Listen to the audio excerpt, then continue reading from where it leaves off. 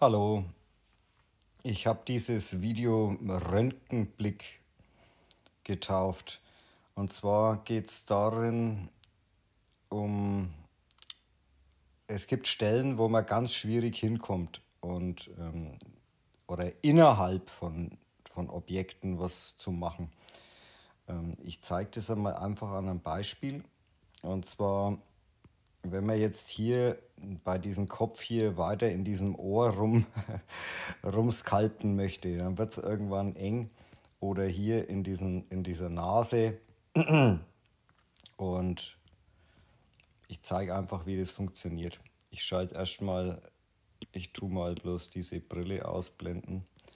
Und zwar geht man hier in diese Materialeinstellungen und hier ist dieser Punkt Two-Sided und diesen kann man ausschalten. Da passiert jetzt noch nicht viel und die Zauberei beginnt, wenn man den letzten Punkt auf dieser Seite anschaltet und der heißt Inverse Culling.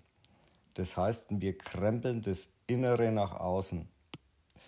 Und hier wird jetzt praktisch dieser Röntgenblick gestartet. Das heißt, wir sehen die Innenseite vom Mesh und die Außenseite vom Mesh ist durchsichtig.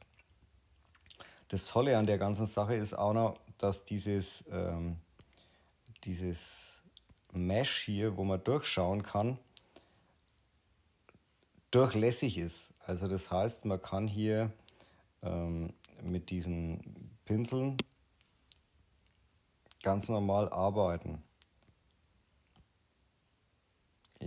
Also das ist hier die Nase, das ist die Innenseite und hier kann man jetzt also praktisch diese Nasenlöcher hier dementsprechend, man sieht es hier, wenn man dieses Inverse Culling wieder ausmacht, kann man hier jetzt das wieder anschalten und indem dass ich hier mit Move die Sachen bewege,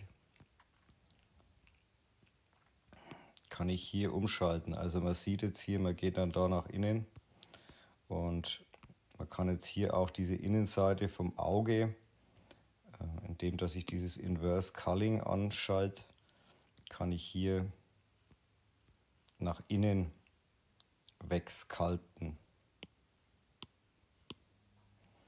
Dementsprechend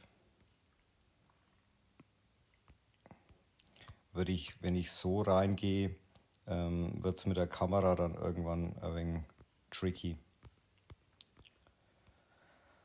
Okay, ich hoffe, es hilft irgendwas und ich wünsche viel Spaß beim Skalpen. Tschüss.